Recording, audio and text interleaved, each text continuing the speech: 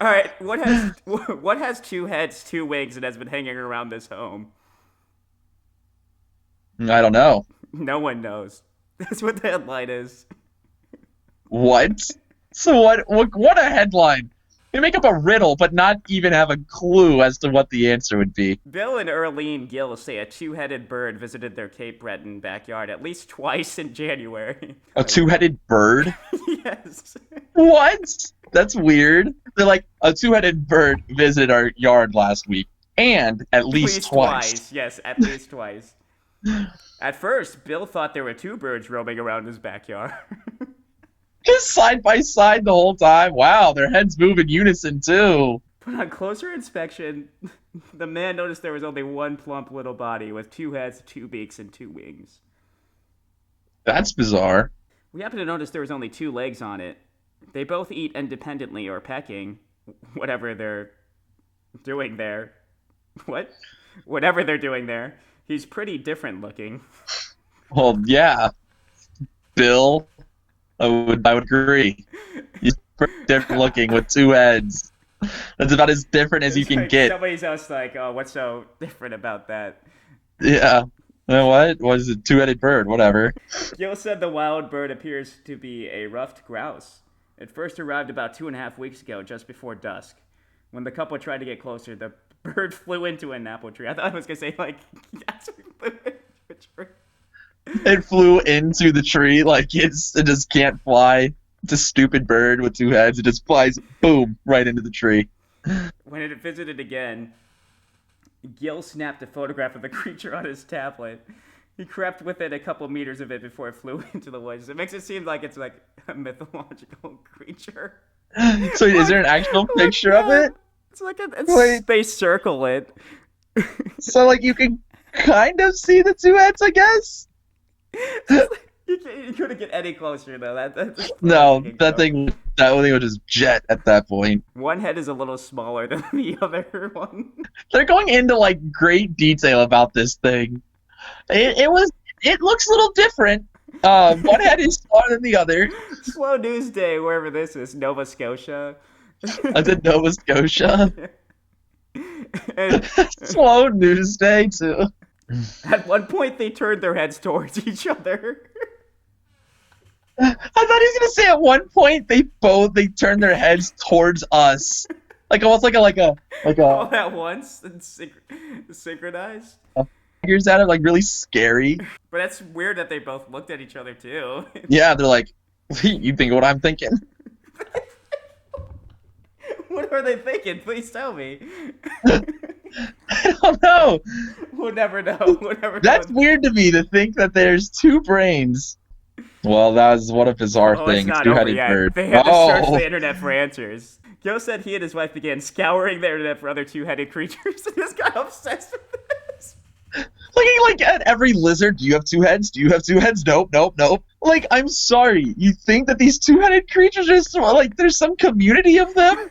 I guess you could say it was a shock when he stopped and realized what it was. It was a shock when you, but like he must not have thought it was all that weird if he went looking for other two-headed animals. Like, I'm sorry, but there's not. You're not gonna find one. You're not. Yeah, you will. There's a bunch of two-headed animals online. Oh, online? I thought you meant like in person. Oh, no. They scoured the internet. Oh, I didn't hear the internet part.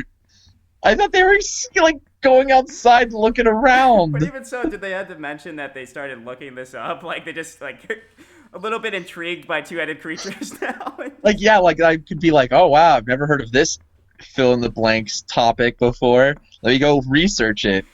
Like, oh wow, real newsworthy there. Yeah, Googling it. So he's lived on the property for almost 30 years. In that time, he's seen coyotes, foxes, geese, ducks, and eagles, but never. Well, let me guess, never a two-headed animal of any sort, right? Wow. Well, this is like some all-star reporting here.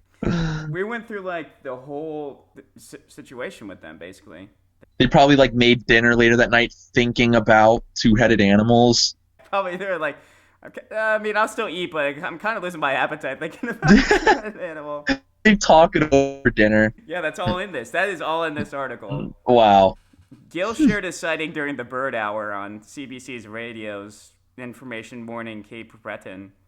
This is like some small town that just reported The this. bird hour.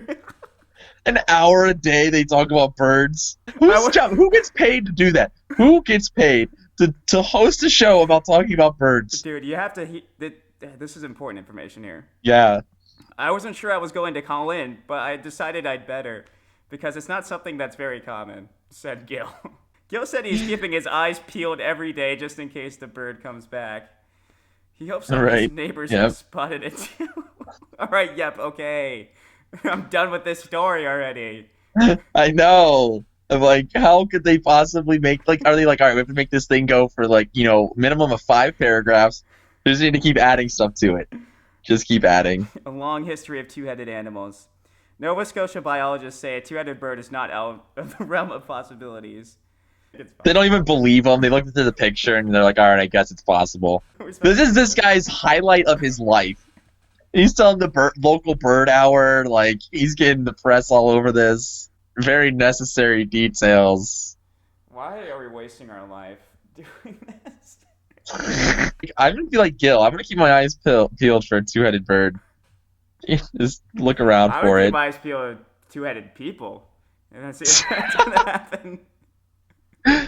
You go around town expecting to see a two-headed person. It's like, very I feel possible. Like he's obsessed with two-headed things now. The one thing just ignited a fire within him. He calls it his passion. People ask, like, hey, what are your hobbies? Like, anything and everything to do with two-headed things. I like this guy. He likes weird things. So, yeah. We should call him. Call him into the show and have him talk about the bird. Say, like, we don't believe you. What if I actually tracked him down and emailed him and stuff? You should try. Like, if there's any, like, his name on there, we could look him up on...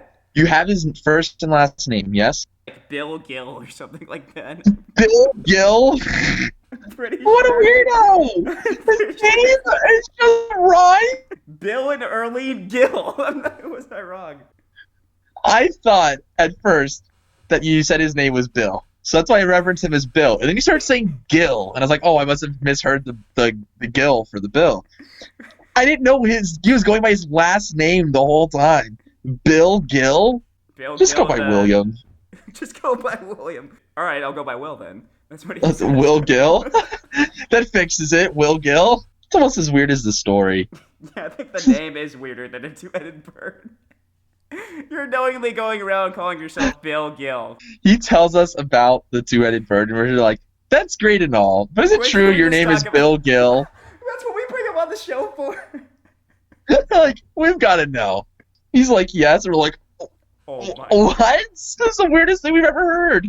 I've heard some weird things in my life, but never somebody that knowingly goes by the name Bill Gill. You insult him by saying knowingly goes by Bill Gill. Like, you do that on purpose? You mean to. He's like, well, my middle name is Phil. Phil Gill? Oh my gosh. Oh man, that was too much.